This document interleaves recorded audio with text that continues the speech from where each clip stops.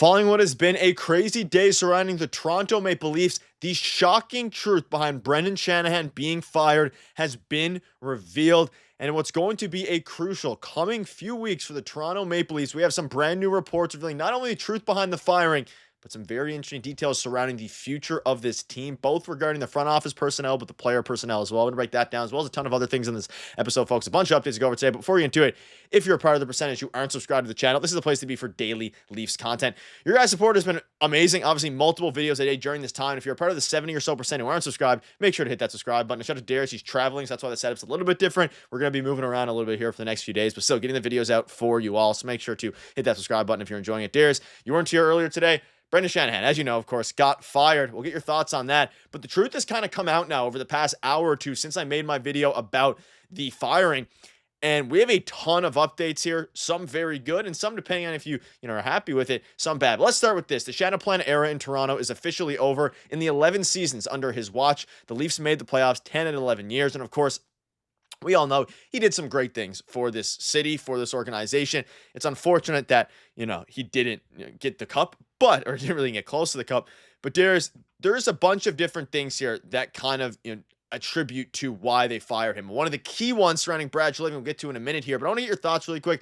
Of course, you see here his big statement, and this is the main reason why they fired Brendan Shanahan.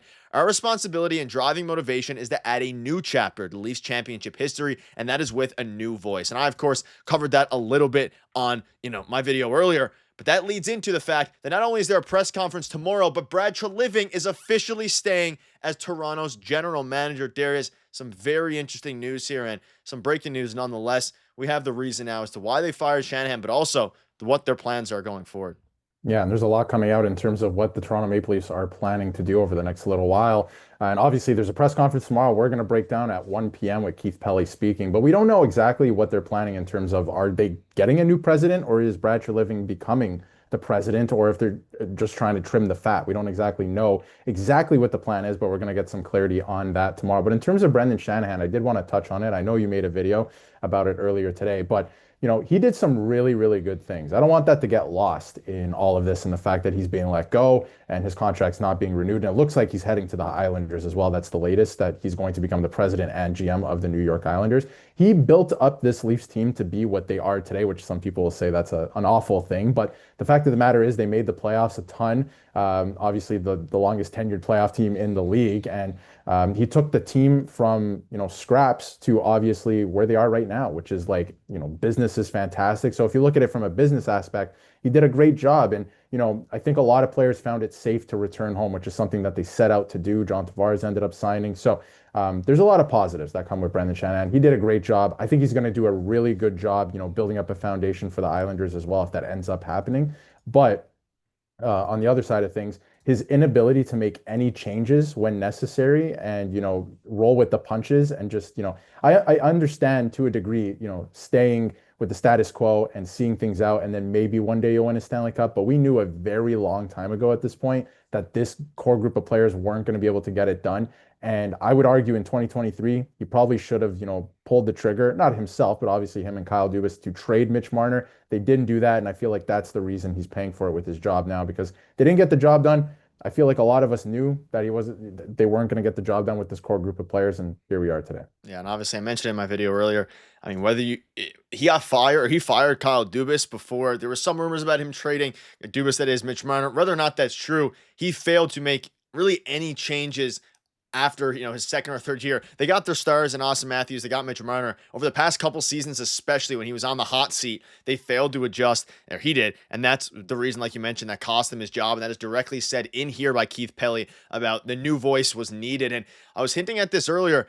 Monumental changes, I think, are coming here. I think this is just the start. I really strongly believe now more than ever that Mitch Marner is not going to be a Toronto Maple Leaf going forward. I think they are completely going to clear house, minus Brad Treliving. And I want to get your thoughts on this. There was rumblings about Brad Treliving, for a little bit there. They might completely clean house with him. He is staying as Toronto's GM for now. And Keith Pelly is going to be the guy who oversees Brad Treliving, but not in a traditional way regarding, president operations and in the, nitty and gritty of the hockey, universe. But Brad Living remains as the GM, which I'm very happy about. We have a press conference. I believe Brad Living's also going to be there tomorrow. Regardless, we'll have you covered. We'll be live streaming. You can check it out on our stream. We'll have the actual, of course, presser so we can watch it together. But there is thoughts on Brad Living staying. I think it makes sense. This is only going to be his third year now, and it makes sense. And I think maybe they even, look at new presidents, all those different things. But for now, they're sticking with Keith Pelly as a guy above Brad Living, but not really as it pertains to actual hockey decisions.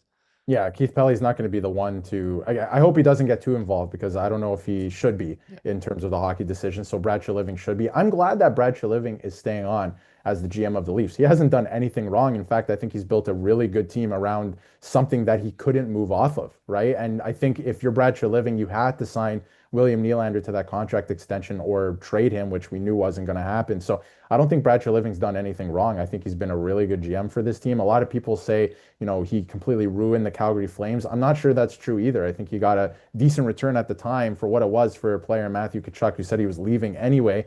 And then he left the Calgary Flames because the ownership was bearing down on him and telling him what to do all the time. So this might be actually a really good thing for Brad Living moving forward. I am a little skeptical about Rogers having majority ownership of the Toronto Maple Leafs at this point. Nick, with everything that's happening with the Blue Jays as well. So a little skeptical in that way. But if it's, Brad Living has, full access to do whatever he wants and he doesn't have to report to somebody who's a president like Brendan Shanahan, he just tells Keith Pelly what he's doing and how it works. I think that makes sense moving forward. So I'm glad that he's staying on. He hasn't done anything wrong. He's built up a good team around, obviously, what's everything that's happened here. And at the same time, he tried to trade Mitch Marner at this year's trade deadline. He saw the writing on the wall and he tried to do it. And Mitch Marner, he has it in his contract. He exercised that right to with his no movement clause, and that's what happened. But he tried to actually make a move and be proactive. So I've liked everything Brad Living's done so far. Yeah, and you see, feel free to pause and read this. I had it in the video earlier statement. He tried to get rid of Mitch Marner. It should have happened earlier.